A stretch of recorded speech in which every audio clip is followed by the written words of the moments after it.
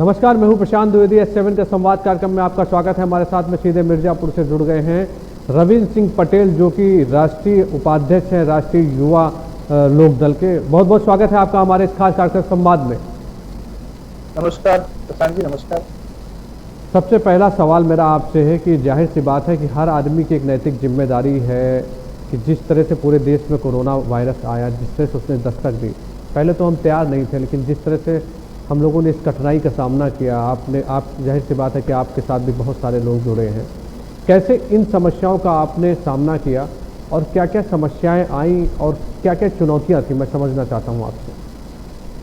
देखिए, सिर्फ समस्याएं आई नहीं जी।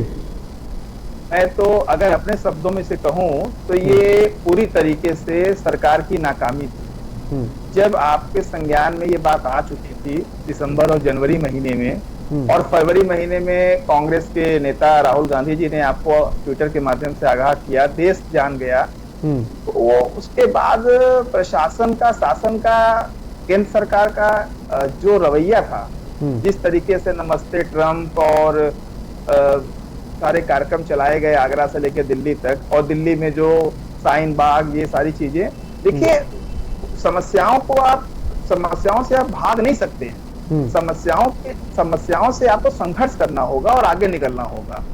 आपने कहा था कि हम 21 दिन में इस चैन को तोड़ देंगे। देश की जनता आपके साथ खड़ी हो गई। आपने ताली बजवाया, थाली बजवाया। आपने जो जो कहा, देश के लोगों ने, चाहे वो सत्ता पक्ष के लोग हों, विपक्ष के लोग हों, सबने आपके कहे पे काम किया। सेलिब्रिटी हो, कलाकार हो, प्रशासनिक अधिकारी हो, सबने काम किया। हम सब लोगों ने काम किया। जबकि हम अगर मुद्दों की बात करें तो हम लोग सरकार के खिलाफ विपक्ष के लोग हैं, लेकिन फिर भी हम लोगों ने अपने आसपास गांव, गरीब, किसान, क्योंकि देखिए समस्याएं तो सबके पास हैं। जब जीवन सामान्य रूप से चल रहा था तब भी लोगों का पेट और परिवार चलाने मुश्किल हो रही थी, तब भी बेरोजगारी थी। तो जब एकदम से एक साथ कोई चीज ब्लॉकेज हो जाएगा, सारे क्षेत्रों में, हर क्षेत्र में गिरावट आ जाएगी, आपकी आर्थिक स्थिति गिर जाएगी, तो क्या करिएगा? तो नहीं, रविंद्र जी, मैं बिल्कुल, देखिए, अगर जाहिर से अगर आप देखिए तो इस समय राजनीति का वक्त नहीं है। भारत एक ऐसे संक्रमण में है जिसमें सबको एकजुट होने की आवश्यकता है, और अगर आप एकजुट होंगे तो राजनीतिकरण करने की बात नहीं कर रहा हूं मैं इस समय। मैं आपको यहाँ पे थोड़ी देर के 1 सेकंड के लिए रोक रहा हूँ। जी बताइए। देखिए, भारत एक ऐसा देश है कि भारत देश में बिना राजनीति के आप कोई काम नहीं कर पाइएगा। यहाँ तो राम मंदिर बनता है, वो भी राजनीतिक मुद्दा है। नहीं, तो मैं मुद्दे पे आता हूँ। मैं देश के साथ हूँ, मेरे पार्टी के नेता आदरणीय चौधरी अजीत सिंह जी, माननीय जयंत चौधरी जी ने अपने कार्यकर्ताओं को आह्वान किया कि आप जो कर सकते हो, मतलब इवन यहाँ तक कि जो समर्थशील कार्यकर्ता या नेता थे, जैसे हम जैसे लोगों ने शुरुआत के दिनों में बड़े उत्साह से खिचड़ी, सब्जी, बैगन, आटा, चावल जो कर सकते थे, कुछ पैसे कैश लोगों को दिए। लेकिन मेरे भाई साहब, हम सब जैसे लोगों के भी सामर्थ्य है। 1 महीना, 1, 15, 20 दिन। आज आप देखिए उसके बाद क्या हुआ। उसके बाद प्रशासन ने कहा, योगी जी की सरकार ने कहा कि आप जो दान देना चाहते हैं वो आप प्रशासन को दीजिए, अन्नपूर्णा बैंक को दीजिए। भाई देखिए, हम काम करेंगे तो कहीं ना कहीं इस बात को ध्यान में रख के करेंगे कि हम अपने तरीके से कर रहे हैं। क्या पता जो काम हम 10 रुपए में 10 लोगों को खिला रहे हैं, अब प्रशासन को देते। प्रशासन की मैं बात बताऊं, मैं अपना आप विधि बता रहा हूं आपसे। अभी 20 दिन पहले मुझे बुखार आया, खांसी आई। हम राजनीतिक लोग हैं तो संबंध सबसे होते हैं। मैंने अपने एक मित्र है, सरकारी डॉक्टर है, मैं नाम नहीं लेना चाहता, बस सरकारी डॉक्टर है, मैं उनको फोन किया। हमने कहा, मान्यवर मेरे ये प्रॉब्लम है, और ये भाई साहब वो मेरे फोन दोबारा नहीं उठाए और अपने आप को आइसोलेट कर लिए। आज जिस तरीके से हमारे देश में प्राइवेटाइजेशन हो रहा है, सारी चीजों का निजीकरण हो रहा है, आप बताइए कि आज सरकारी कर्मचारी अगर ना हो, पुलिस ना हो, लेखपाल ना हो, तहसीलदार ना हो, तो आपकी व्यवस्था ध्वस्त है। और यहाँ इस नाकामी को मोदी जी, योगी जी जितनी जल्दी स्वीकार कर लेंगे, उतना इस देश के लिए हालात सुधर जाएंगे। अब रही बात सेवा भाव की बात, तो देखिए हर व्यक्ति की, मेरी, आपकी, मोदी जी की, योगी जी की, सबकी अपनी एक निश्चित सीमाएं हैं। बियॉन्ड ऑफ लिमिट कोई नहीं है। सबकी एवरीथिंग इज लिमिटेड, सबकी लिमिटेशन। आप समझिए, अमेरिका जैसा शक्तिशाली देश आज परेशान है। ये विश्व की महामारी है, तो आपको विश्व के लोगों के साथ समन्वय करना चाहिए। आपको विपक्ष के नेताओं के साथ बैठ करके एक सामूहिक साझा नीति बनानी चाहिए। आप इन विषयों को कब करोगे? आप अपने सारे काम कर रहे हो, आप मंदिर बनवा रहे हो, मस्जिद बनवा रहे हो, आप अपने अपने अपने गुंडों से गोलियां चलवा रहे हो, सब करवा रहे हो। नहीं देखिए, मंदिर के मुद्दे की बात अगर देखिए, मंदिर के मुद्दे की बात करें तो देखिए एक बहुत बड़ा इतिहास इसका पुराना था, और जिस तरह से जाहिर सी बात है कि आप हिंदुस्तान में हैं तो आस्था तो है ही है, इस बात को आप भी मानते हैं, आप भी भगवान की पूजा करते होंगे। और राम मंदिर जो एक मुद्दा था, देखिए मैं इस जगह आपको रोकना चाहूँगा, राम मंदिर जो एक मुद्दा था वो मुद्दा ही नहीं था, उसमें आस्था था, उसमें विश्वास थी लोगों की, और जिस तरह से बन रहा है उसके बारे में अगर मंदिर बन रहा तो इसमें राजनीति क्यों हो रही मैं समझ नहीं पा रहा हूँ। अरे तो थोड़ा उसके बात करते हैं। आप सुनिए, आप एक मिनट रुकिए, आप अखिलेश यादव जी की बात करिए, अभी परशुराम की मूर्ति बनने की बात आ रही है, मायावती जी भी इसी पे आ रही है कि ठीक है ब्राह्मणों को किस तरह से दिखा जाए। तो ये मुझे आप समझाइए कि यहाँ पे अगर ये मंदिर का मुद्दा आ रहा तो इसको मुद्दा क्यों बनाया जा रहा है मंदिर को लेकर, मैं समझना चाहता हूँ। मैं आपको ये कहना चाह रहा था, शायद कुछ इंटरप्ट हुआ है, एक सेकंड, कैमरा कुछ नहीं आ रहा, अब दिखाई पड़ रहे हैं आप, ठीक है, विजुअल ठीक आ रहा है आपको जी। मैं कह रहा था, आज अखिलेश जी या मायावती जी परशुराम की बात कर रही हैं, ठीक है। परशुराम जी निश्चित तौर पे एक आदर्श पुरुष थे, ठीक है, उन्होंने भगवान के रूप में हमें दर्जा देते हैं, उन्होंने अपने जीवन काल में ऐसे आयाम स्थापित किए, ऐसे आदर्श स्थापित किए कि आज वो भगवान के रूप में है। हम कहते हैं भगवान राम की बात कर लें आप, भगवान राम ने अपने जीवन में ऐसी मर्यादा की रक्षा की, ऐसे कार्य किए कि आज हमारे भगवान है वो। हम कहते हैं हमें मंदिर से आपत्ति नहीं है, हम ये कहना चाह रहे हैं कि आज के इस समय में आप अस्पताल बनवाइए, आप ऐसे कैंप लगवाइए। आपको मैं एक छोटे शहर, उत्तर प्रदेश के एक छोटे शहर मिर्जापुर से मैं आता हूं, मैं यहाँ का ब्यौरा आपको रख रहा हूं क्योंकि पिछले 5 महीने से मार्च के बाद मैं पूरा लगातार मिर्जापुर और अपने चुनावी विधानसभा क्षेत्र कार्य क्षेत्र चुनाव में घूम रहा हूँ। मैं यहाँ का वाकया आपको बखूबी बता सकता हूँ। आपको देखिए हालात ये हैं कि अगर आपका थर्मल टेस्ट हो रहा है, अगर आपका टेस्ट हो गया और टेस्ट में आप पॉजिटिव आ गए तो आपको ले जाया जा रहा है, 2 से 4 दिन में वापस कर दिया जा रहा है। मुझे समझ में नहीं आता है कि कौन सी बीमारी है, मैं समझ नहीं पा रहा हूँ। मैं पढ़ा लिखा आदमी हूँ, बहुत विस्तृत चीजों को समझने की कोशिश कर रहा हूँ कि 2-2 दिन में छोड़ दिया जा रहा है, 2-2 दिन में छोड़ दिया जा रहा है, और मेरे पास प्रमाण है, मैं कह सकता हूँ। दूसरे, मुझे इस महामारी से कोई आपत्ति नहीं है, महामारी आई है, समस्याएं आई हैं और आती रही हैं। समस्याओं का हल प्रशासन के पास नहीं है, देश की सरकार के पास समस्याओं का हल की इच्छा शक्ति नहीं है। मैं ये कहने का प्रयास कर रहा हूं प्रशांत जी कि आपको जनता के लिए जवाबदेह होना पड़ेगा। हमारे संविधान by the people, for the people, आप द पीपुल है। आप बात करते हैं सबका साथ सबका विकास, 130 करोड़ आबादी की बात करते हैं। आप सरकारी खर्चे पे राम मंदिर आए, वही बगल 5 एकड़ भूमि थी, बगल में वहां भी चले गए होते, कहते थे भाई बाबरी जो वाले तुम लोग भी हो, बताओ तुम्हारा भी क्या करना है, यहाँ एक ईटा तुम्हारा भी रख दे रहे हैं। चलिए अच्छा, इस पर एक मिनट मैं आपको रोकना चाहूंगा। जैसे अगर कल आप देखें कि भारत के बहुत बड़े शायर हैं मुनव्वर राना, आप भी उनसे वाकिफ होंगे। उन्होंने पीएम को एक लेटर लिखा और उन्होंने कहा कि जो ये 5 एकड़ की जमीन है इस पर आप हॉस्पिटल बनवा दीजिए। देखिए हमारे समाज में ऐसी भी सोच के लोग हैं, और जाहिर सी बात है, देखिए सरकारें अगर अपने कोई प्रयास कर रही हैं तो सरकार आपको कोई चम्मच से लाके नहीं खिला देंगे, उसमें सबको प्रयास करना पड़ेगा। मैं एक बात बता रहा हूँ आपको कि अगर कोई महामारी आई है तो उससे निपटने के लिए एकजुट होने की तो आवश्यकता है ही है, लेकिन दोषारोपण इस समय नहीं होना चाहिए। मेरे ख्याल से भारत को एकजुट होना पड़ेगा, क्योंकि हमारा भारत जो है पूरे विश्व में जाना जाता है कि हम एकजुट हैं, हमारे पास सहनशीलता बहुत है, शक्ति बहुत है हमारे पास में। तो उसी रास्ते में क्यों नहीं चलते हैं लोग? आप सर एक चीज गौर करें जी, आप एक चीज गौर करें जी, देश आजादी के बाद से आज तक, आजादी के बाद से चाहे 1961 का युद्ध हो, 1965 का युद्ध हो, 1971 का युद्ध हो, और चाहे 1999 कारगिल का युद्ध रहा हो, चाहे जब कभी भी देश आपातकाल में आया है, चाहे इमरजेंसी रही हो, देश हमेशा देश के साथ खड़ा हुआ है। देश का नौजवान देश के साथ खड़ा हुआ। आज भी हमारे व्यक्तिगत मतभेद हो सकते हैं, राजनीतिक मुद्दों के मतभेद हो सकते हैं, लेकिन आज भी हम देश के प्रधानमंत्री, गृह मंत्री, प्रदेश के मुख्यमंत्री के साथ खड़े हैं कोरोना से निपटने के लिए। देखिए ये हो गया नैतिक। लेकिन नैतिकता सिर्फ आप विपक्ष से उम्मीद करते हैं। सत्ता पक्ष के लोग जो आपके उत्तर प्रदेश में, आपके उत्तर प्रदेश में 325-26 विधायक हैं भारतीय जनता पार्टी के। मैं आपसे पूछना चाहता हूं, पत्रकार एक जागरूक तबका होता है, क्योंकि मैं खुद एक मास कम्युनिकेशन में पोस्ट ग्रेजुएट हूं। मैं जानना चाहता हूं कि 400 जो 300 आपके भाजपा के एमएलए हैं, ये अपने क्षेत्र में है क्या? ये अपने क्षेत्र में है क्या? इनका जिला संगठन काम कर रहा है क्या? अगर कर रहा है तो ऐसे कुछ जरा 2-4 विधायकोों के भी कभी लाइव टेलीकास्ट मुझे आप दिखा दीजिएगा आपके अपने चैनल के माध्यम से। चलिए, मैं डिबेट में मैं बिल्कुल दोबारा भी आपको डिबेट में रखूंगा, और एक तरफ भारतीय जनता पार्टी के कुछ ना कुछ वरिष्ठ नेता होंगे, मैं जोड़ूंगा उनके साथ में।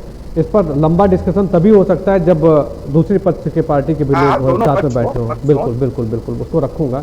और देखिए, मैं बताऊं कि संवाद कार्यक्रम के माध्यम से हम लोग एक तरह से कोरोना की जो बीमारी है उसमें हम लोग जागरूक भी कर रहे हैं लोगों को कि सावधानी भी बरतें, बाजारों में कम जाएं, मास्क लगाएं, उचित दूरी बनाएं। एक अच्छे समाज की जो स्थापना की जा सकती है, जो कोशिश की जा सकती है, वो हम लोग भी कर रहे हैं अपने माध्यम से। देखिए, मैं इस विषय में एक लाइन बोल रहा हूँ। इस विषय पे हमारे नेता आदरणीय जयंत चौधरी जी ने पश्चिमी उत्तर प्रदेश के सभी जिला मुख्यालय कार्यालयों पे, जो हमारे जिला कार्यालय हैं, सभी जिला कार्यालयों पे जब प्रवासी मजदूर आ रहे थे, तो आदरणीय जयंत चौधरी जी ने एक पत्र के माध्यम से अपने सभी जिला अध्यक्षों, क्षेत्रीय अध्यक्षों और सारे फ्रंटल अध्यक्षों को एक पत्र जारी किया कि जो कार्यकर्ता जिस रूप में अगर उन्हें भोजन करा सकता है, पानी बिस्किट दे सकता है, या उनको रुकने ठहरने की व्यवस्था दे सकता है, या कुछ ऐसे सक्षम हमारे नेता हैं जो उन्हें मास्क दे सकते हैं, सैनिटाइजर दे सकते हैं, तो हम लोगों ने अभी कल परसों की बात है, परसों हमारे मथुरा के जिला अध्यक्ष रामदास पूनिया जी ने एक बड़ा कार्यक्रम किया सोशल डिस्टेंसिंग को ध्यान में रखते हुए, और सबको एक वो कोरोना किट दिया। जो लोग हमारे वॉलंटियर काम कर रहे हैं उनको अपने स्रोतों से इकट्ठा करके कोरोना किट दिया, अपने वर्कर को ही दिया, लेकिन चूंकि वो काम कर रहे हैं, वो पुड़िया बांट रहे हैं, वो काम कर रहे हैं, तो वो संक्रमित न हो। तो जो हमारे कोरोना वॉरियर हैं, जो डॉक्टर्स मर रहे हैं, जो नर्स मर रहे हैं, जो आए दिन वीडियो सोशल मीडिया में चल रहे हैं कि भाई हमारे पास एसेसरीज नहीं है, पार्ट्स नहीं है, मेडिसिन नहीं है, इनका इंतजाम कौन करेगा? इनका इंतजाम आदरणीय प्रशांत जी या रविंद्र पटेल नहीं करेंगे। इनका इंतजाम करने का काम देश और प्रदेश की सरकारों का है। सरकार क्या कर रही है? अच्छा, मुझे ठीक है, मुझे बताइए कि आपकी पार्टी इतना हाशिए में क्यों है? अगर देखा जाए तो उत्तर प्रदेश में एक बहुत बड़ा वर्चस्व पार्टी का था किसी टाइम पे, और मैंने खुद देखा है अपने मतलब पूरे जीवन काल में। तो अजीत सिंह जी का एक अपना काम करने का तरीका और पार्टी को आगे बढ़ाने का तरीका, लेकिन अब इस समय पार्टी एकदम हाशिए में है। उत्तर प्रदेश का अगर वेस्टर्न इलाका आप देख लीजिए, मतलब पूर्वी उत्तर प्रदेश में देख लीजिए, तो वहाँ तो आप कहीं कहीं दिखाई पड़ते हैं, लेकिन इधर आप जितना भी देख लीजिए, अवध का इलाका हो गया, आगे का भी देख लीजिए, तो पार्टी दिखाई नहीं पड़ रही, वजूद पे नहीं दिखाई पड़े। अगर आप किसी से पूछते कितनी पार्टियां हैं उत्तर प्रदेश में, तो गिनी चुनी जो पार्टियां उसमें अभी आपका नाम नहीं आ रहा। उसके लिए क्या प्रयास किया जा रहा है, मुझे समझाइए आप। देखिए, होता क्या है, हर चीज का अपना एक वक्त होता है जी।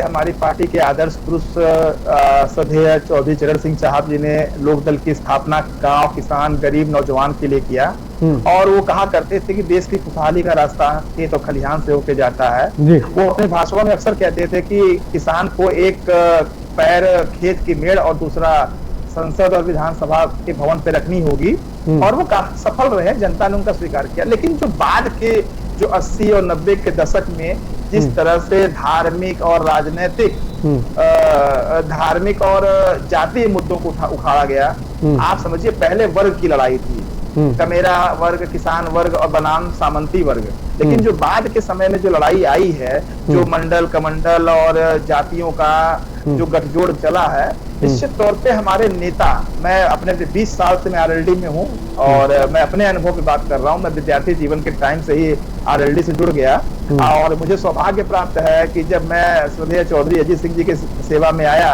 तो आदरणीय जयंत चौधरी तब राजनीति में नहीं थे। आदरणीय जयंत चौधरी जी 2004 में राजनीति में आए और मैं 2000 से आरएलडी में हूँ।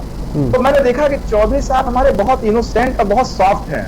उनके जुबान और दिल में अलग अलग बातें नहीं है जी। वो जो बातें करते हैं वो बहुत फ्लैट, जो हम लोगों से आपस में बातचीत करते हैं वही मंच से करते हैं। और जो आज की वर्तमान राजनीति है, वर्तमान राजनीति झूठ का बोलबाला है। आप देखिए हर कोई एक दूसरे झूठ बोल करके, गुमराह करके, डिच करके आगे बढ़ना चाहता है। नहीं तो विरोधी आरोप आप पर भी लगाते हैं कि जब सरकारें बननी होती है तो बार्गेनिंग का जो एक माहौल बनता है उसमें भी आपकी पार्टी बहुत अहम भूमिका निभाती है कि ठीक है मुझे ये मंत्री पद दे दो, ये ऐसे कर लो, ऐसे कर लो।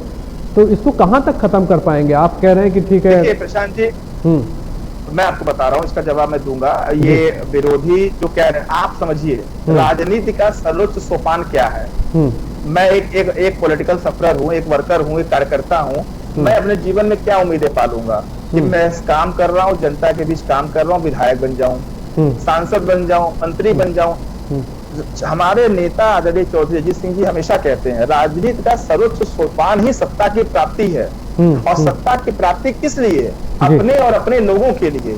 जब तक आप सत्ता की प्राप्ति नहीं करेंगे, शासन में नहीं बैठेंगे, आप अपने एजेंडा को लागू नहीं कर सकते हैं। जैसे कि किसान मसीहा श्रद्धेय चौधरी चरण सिंह जी जब इस देश के वित्त मंत्री बने, जब इस देश के वो प्रधानमंत्री बने, तो उन्होंने ऐसे निर्णय लिए जबकि उनका कार्यकाल बहुत कम था।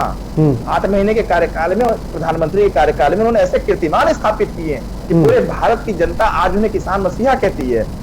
आदरणीय हमारी राष्ट्रीय लोकदल सुप्रीमो चौधरी अजीत सिंह जी ने अपने 1986 में राज्यसभा गए और तब से 89 में लोकसभा और 6 बार सांसद रहे, 4 बार मिनिस्टर रहे। जब ये भारी उद्योग मंत्री थे, इन्होंने 25 किलोमीटर जो गन्ना मिल की समस्या थी, पश्चिमी उत्तर प्रदेश गन्ना किसानों का हब है। और वहां पे एक दायरा है कि अगर आप इस इलाके के आते हैं तो आप अपनी गन्ना इसी चीनी मिल को देंगे। उनकी मजबूरी को समझते हुए चौधरी साहब ने काम किया। अब मैं आपको वाकया बताता हूँ। चौधरी साहब पे आरोप कुछ भी लगा दे, चौधरी साहब ने ही जाटों को आरक्षण दिलाया। देखिए, और 1998 में उन्हें उत्तर प्रदेश में पिछड़े वर्ग में शामिल किया। जब चौधरी साहब यूपीए 2 में सिविल एविएशन मिनिस्टर थे तो चौधरी अजीत साहब ने केंद्रीय आरक्षण दिलवाया जाटों को। लेकिन कहावत है ना कि जब पेट भर जाता है लोगों का तो लोगों को बहुत सारी चीजें समझ में आने लगती हैं। नहीं तो मैं इस बात को समझने की कोशिश करना चाहता हूँ आपसे। आप एक वरिष्ठ पद में है उस पार्टी में, तो ये कहाँ तक ठीक है कि ठीक है मेरे पास में 5 विधायक हैं, मेरे पास में 10 विधायक हैं, ये राजनीति किस स्तर पे जा रही है? अगर आप बार्गेनिंग करेंगे, मंत्री पद की बात करेंगे, आप कह रहे हैं कि ठीक है सोपान होना चाहिए, अगर आप कह रहे हैं कि ठीक है डेवलपमेंट करने के लिए पद होना चाहिए। जी प्रशांत सर, जी, बार्गेनिंग शब्द थोड़ा मोल भाव हो जाता है। बार्गेनिंग शब्द न कहें। देखिए, मैंने जो कहा, अच्छा अब चलिए छोड़िए, भारतीय जनता पार्टी को ले ले, कांग्रेस को ले ले, बसपा को ले ले, सपा को, किसी आज अगर आदरणीय अखिलेश यादव जी उत्तर प्रदेश के मुख्यमंत्री होते तो वो अपने एजेंडे को लागू करते, मायावती जी होती तो वो करती। तो हमने ये कहा नहीं तो मुझे तो यही समझ में नहीं आता है कि जब आप सत्ता में नहीं होते हैं तो आप परशुराम की बात करने लगते हैं, ठीक है। जब आप सत्ता में नहीं होते हैं तो आप डेवलपमेंट की बात करने लगते हैं, लेकिन जब आप सीट पे बैठते हैं तो कहाँ चला जाता है आपका डेवलपमेंट और कहाँ चली जाती है आपकी मूर्ति बनाने की बात। मैं इस बात को मैं बड़ी पीड़ा होती समझने में। मुझे लगता है कि अगर इस तरह से जब आप फुल फेस कुर्सी में बैठे होते हैं और आपके कलम में भी ताकत होती है, आप कुछ भी कर सकते हैं, तब नहीं दिखाई पड़ता है। लेकिन जब सरकारें बदलती हैं तो राजनीति बदल जाती है, फिर आपकी पार्टी जो है वो लगातार अलग अलग बात करने लगती है। इस मुद्दे पे मैं यही कहना चाहूंगा जी कि हमारी पार्टी पिछले 30 सालों से पूर्ण बहुमत की सरकार में नहीं है। जनता दल की पूर्ण बहुमत की अंतिम सरकार थी जिसके राष्ट्रीय प्रधान महासचिव आदरणीय चौधरी अजीत सिंह जी थे। उसके बाद 90-91 के बाद हमारी पार्टी सीधे 2002 में सरकार में शामिल हुई, चाहे मायावती जी की 1.25 साल की सरकार हो, चाहे 3 साल की सरकार आदरणीय मुलायम सिंह की हो। साझीदार भूमिका में रहते हुए, क्योंकि मैं करीब से था, मैं उसमें शामिल था और मैं बहुत एक्टिव रहा। मैं पूर्वी उत्तर प्रदेश का प्रभारी रहा, प्रदेश अध्यक्ष रहा। आज मैं चौधरी साहब के आशीर्वाद से, जैन जी के आशीर्वाद से राष्ट्रीय उपाध्यक्ष हूँ। तो मैं बहुत करीब से मैंने देखा कि जब भी काम करने का अवसर मिला, मैं आपको एक वाकया बताता हूँ। इस वाकया को जरूर कहीं कोट करिएगा आप। जब चौधरी साहब भारत सरकार के कृषि मंत्री थे और पंडित अटल बिहारी वाजपेयी देश के प्रधानमंत्री थे, तो उस समय एक योजना लाई गई केंद्र सरकार द्वारा कि भारतीय किसानों पे आयकर लगाया जाएगा। और उसका पुरजोर विरोध अकेले सांसद और अकेले केंद्रीय मंत्री भारत सरकार चौधरी साहब ने विरोध किया। उस समय आदरणीय ब्रजेश मिश्रा जी सचिव हुआ करते थे अटल बिहारी वाजपेयी के, और एक 4-5 मंत्रियों की एक मीटिंग हुई। उस मीटिंग में ये कहा गया कि चौधरी साहब आप कैसी बातें कर रहे हैं, हमारे देश ने दुग्ध उत्पादन में 3 छलांग लगा लिया, और आप कहते हैं कि भारत का किसान कमजोर होगा, उस पर आयकर लगाने पे हमारा कमर टूट जाएगी। तो चौधरी साहब ने कितनी मार्मिक और अनुभव की बात कही। उन्होंने कहा ब्रजेश जी, अटल जी की उपस्थिति में, कि ब्रजेश जी, किसान अपने दूध और अनाज तब बेचता है जब उसके पास कुछ बेचने को नहीं होता है, वरना बहुतों की सोच होती है कि भाई हमने एक पशु पाला है तो 5 लीटर दूध 4 लीटर दूध अपने बच्चों को खिलाएंगे पिलाएंगे, उसके बाद जो बचेगा तब बेचेंगे। लेकिन जब हमारे पास खाने को नहीं है तो हम क्या करेंगे कि हम उस दूध को बेच करके शरीर तो स्वास्थ्य तो हम बाद में भी बना लेंगे, पहले पेट चलना चाहिए। मैं आपको एक वाक्य बता रहा हूँ, मैं मिर्जापुर जिले से आता हूँ, पूरे प्रदेश का सबसे पिछड़ा ब्लॉक हमारे यहाँ हलिया, लालगंज, पटेरा ऐसे आदिवासी बाहुल्य ब्लॉक है। मैं चाहूंगा कभी आप आइए मेरे आमंत्रण पे, आप समझिए कि वहाँ भरपेट भोजन नहीं है, और मैं बोलने लगूंगा मेरे आंख मतलब मैं भावुक हो रहा हूँ। वहाँ भरपेट भोजन नहीं है, वहाँ आबरू सस्ती है, भोजन महंगा है। इस तरह के हालात हम लोग देखते हैं, और मैं कह नहीं सकता कि आज आप 21वीं सदी की बात करते हैं। आप राफेल ले आए 5 तो ऐसे आप डंका बजा रहे जैसे लग रहा है उसके पहले हमारे पास कुछ था ही नहीं। अरे आप याद करिए उस दिन को जब लाल बहादुर शास्त्री जी ने कहा था कि एक पेट खाएंगे लेकिन देश को बचाएंगे, और हम लोगों ने, हमारे पुरखों ने देश के साथ खड़े होकर के एक पेट खाया, और देश की मदद की। उस समय जूते नहीं थे, असलहे नहीं थे, बंदूकें नहीं थी, लेकिन देश टूटा नहीं, देश कभी नहीं टूटेगा। भारत अखंड था, अखंड है, अखंड रहेगा। लेकिन जो दर्द है उस दर्द को बयां कर रहा हूं, क्योंकि आप मेरी बात सुन रहे हैं, मुझसे सवाल कर रहे हैं, मुझे अच्छा लग रहा है, मैं बोल रहा हूँ। ये दर्द एक नौजवान का है। आप मुझे एक लोकदल का नेता मत मानिए, मुझे एक भारतीय नौजवान मानिए जो आज इस हाशिए पे है कि मैं परिवार का ज्येष्ठ पुत्र हूँ, मुखिया हूँ, और मैं अपने अब शुरू में तो महीने 2 महीने मैंने भी खूब किया, जो मेरे 1-2 लाख क्षमता थी मैंने किया। आज मुझे लगता है कि अगर मैं अपने हाथ को समेटूंगा नहीं तो मेरे लिए मुश्किल हो जाएगी। मेरा परिवार क्या करेगा? अभी कुछ आशा दिख नहीं रहा है महीने 2 महीने। चलिए ठीक है, थोड़ा सा समय भी कम है, और संवाद कार्यक्रम में मैं जाहिर सी बात है कि जैसे आपने जो संघर्ष किया, जिस तरह से आप इस पार्टी में पहुंचे हैं, मुझे अपनी थोड़ी सी कहानी कुछ बताइए संघर्ष की। जाहिर सी बात है कोई ना कोई आपके साथ में होगा, कोई ना किसी से आपने प्रेरणा ली होगी। कौन है वो लोग, मैं जानना चाहता हूँ। देखिए, सबसे पहले तो मैं बताऊं कि जब मैं विद्यार्थी जीवन में था, अपने प्राइमरी स्टेज में था, तो ये बात 89-90 की होगी जी, और मेरी उम्र शायद 9-10 के बीच में था। मेरे नाना जी के सबसे छोटे भाइयों में, 3 पिता में सबसे बड़े मेरे नाना जी थे, सबसे छोटे मेरे नाना जी थे माननीय यदुनाथ सिंह जी, जो अभी 2 महीने पहले स्वर्गवासी हो गए, नहीं रहे। तो यदुनाथ सिंह जी अपने जमाने के बड़े क्रांतिकारी और बहुत ही प्रसिद्ध ख्याति प्राप्त नेता थे। यदुनाथ सिंह कहते थे, यदुनाथ तू जमाना बदल। उनके ऊपर अभी अमेजन बुक लिखा गया और सारी चीजें हो रही हैं, और बड़े चौधरी चरण सिंह जी के सिद्धांतों से जुड़े लोग थे वो। तो मैं उनसे बहुत प्रेरित था, और उनकी क्रांति, और जब हम लोग कभी गांव में जाते थे ननिहाल में छुट्टियों में, तो लोग इतनी कहानियां, मतलब हर रात किस्से कहानियों के नाम पे उन्हीं की बातें होती थी कि उन्होंने ऐसा यहाँ कर दिया, गरीबों के लिए ऐसा कर दिया। तो उनसे एक प्रेरणा और एक स्फूर्ति मिली, और फिर मैं उनको समझने की कोशिश करने लगा, जो मेरी 10 साल की अल्पायु में जो मेरी अवस्था थी। और धीरे धीरे जो गांव गरीब और खेत खलिहान से मैं जुड़ा रहा, तो हम लोगों ने महसूस किया कि हम विद्यार्थी जीवन से ही मेधावी रहे। हाई स्कूल हम लोग साइंस मैथ इंटर पढ़ के निकले, और हम लोगों ने पिछड़े गांव गरीब को ही महत्व दिया। आज के इस चकाचौंध राजनीति में हम चाहते तो हम भी कहीं अपने विचारधारा को बदल करके किसी पार्टी में जिस तरह की भगदड़ मस्ती है कर सकते थे, लेकिन आप इसी को समझिए कि आज चौधरी अजीत सिंह और जयंत चौधरी का ऐसा प्यार, ऐसा स्नेह, ऐसा लगाव है कि हम मिर्जापुर के लोग हैं। अभी आपने एक सवाल किया था कि पूरब और अवध क्षेत्र में कमजोर हो गया। मैं आपको बताना चाहता हूँ, आपको अवगत करना चाहता हूँ कि अभी 5 साल पहले हमारे पार्टी के पूर्व मंत्री प्रदेश अध्यक्ष मुन्ना सिंह चौहान जी थे, बड़े क्रांतिकारी आदमी थे। मुन्ना सिंह चौहान नाम और काम के मोहताज नहीं थे, वो फैजाबाद के थे, अवध क्षेत्र के थे। जानता हूँ, मित्र है मेरे वो। मैं स्वयं रविंद्र सिंह, मैं पिछले 20 सालों से आरएलडी में हूँ, मैं मिर्जापुर से हूँ।